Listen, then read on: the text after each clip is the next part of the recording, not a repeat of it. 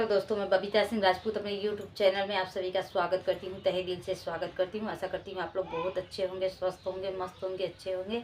दोस्तों, आज मैं आप लोगों के सामने एक सोहर गीत लेके आई हूँ। कैसा लगेगा प्यारा प्यारा कमेंट करके ज़रूर बताना। और प्लीज़ आप लोगों से हाथ जोड़ के विनती करती हूँ, मेरे चैनल को सपोर्ट कीजिए। आप लोगों के सपोर्ट की बहुत ज़रूरत है मुझे। प्लीज़ सपोर्ट कीजिए। चलो सोहर गीत शुरू करती हूँ। हाथ जोड़ी कहे गौरा, हाथ जोड़ी कहे गौरा रानी सुना है, महादेव सुना है, महादेव हो। हाथ जोड़ी कहे गौरा रानी सुनाए, महादेव सुना है, महादेव हो। भोला लागेला सुरुजुना हावन चला देखी आई, चला देखी आई हो।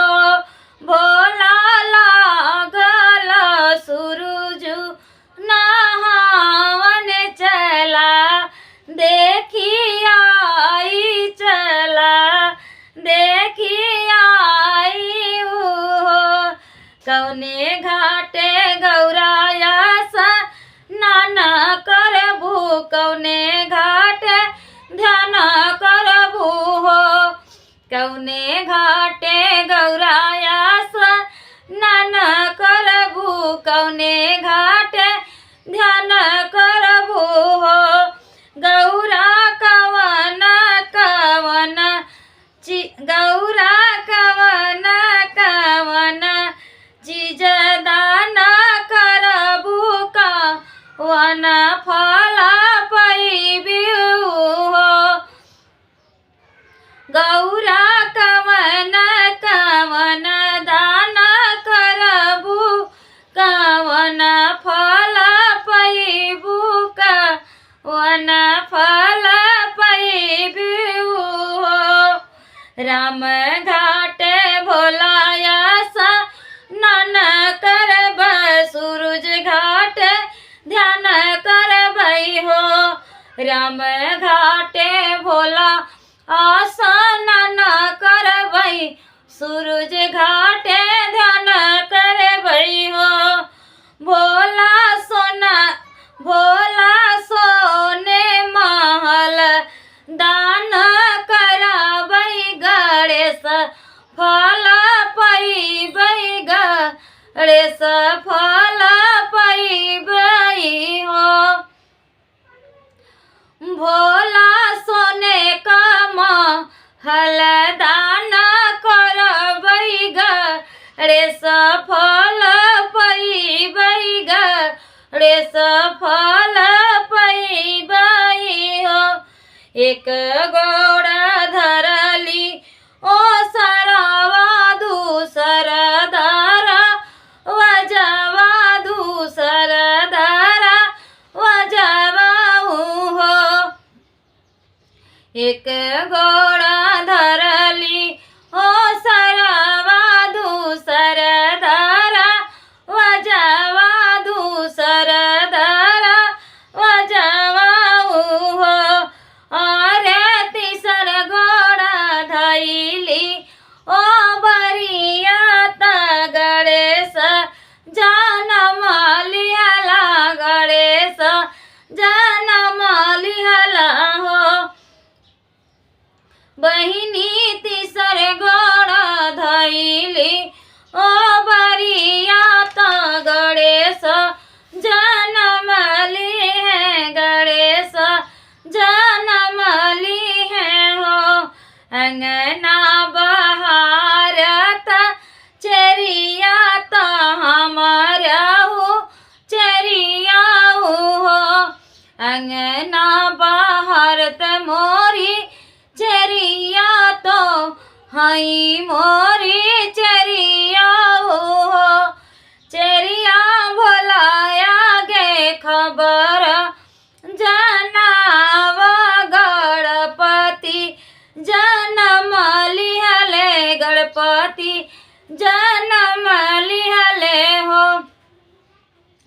चेरिया भोलाया गे खबर जनावा गणपति जन्म लिहे गणपति जन्म लिहे हो। इतना बचन शिवजी सुनलता सुनहु ना पावला हो। इतनी बचन शिवजी सुनलता सुनहु ना पावला सुनहु ना पावला हो। शिवजी बसाहा पर होई के सवारता धगड़िनी बोलावत धगड़िनी बोलावई हो। भोला बसाहा पे होई के सवारता धगड़िनी बोलावई धगड़िनी बोलावई हो। के मोरे मड़ई उजारेला धगड़िनी बोलावेला धगड़िनी बोलावेला हो। के मोरे मड़ई उजारेला धगड़िनी बोलावेला धगड़िनी बोलावेला हो। अरे के करे नी भइल ललन माता आधी रतिया आवैत आधी रतिया आवई हो। बहिनी के करे जे भइल ललन माता आधी रतिया आवैत आधी रतिया आवई हो। हम ही जे मराई उजारिला धगड़िनी बोलाइला धगड़िनी बोलाइला हो। हम ही जे मराई उजारिला धगड़िनी बोलाइला धगड़िनी बोलाइला हो। चेरिया हमरे जय भइल ललनमा चलहु नार काटा चलहु नार काटहु हो। हमले शिवजी हमले शिवजी अरे हरावाता गोड़े का घोड़ा हराता गोड़े का घोड़ा हराऊ हो। हमले भैये शिवजी हरावाता सोने का घोड़ा हराता सोने का घोड़ा हराऊ हो। शिवजी हमले भई सोने का हंसुलिया तबई नार काटब तबई नार काटब हो। भोला हमले भई सोने का हंसुलिया तबई नार काटब तबई नार काटब हो। देख देवई हम सोनावा के हरवा तो सोने का घोड़ा हराऊ हो। देवई हम सोने का हरवा तो सोने का घोड़ा हराऊ हो। धगड़िन हम देवई सोने का हंसुलिया चलहु नार काटहु चलहु नार काटहु हो।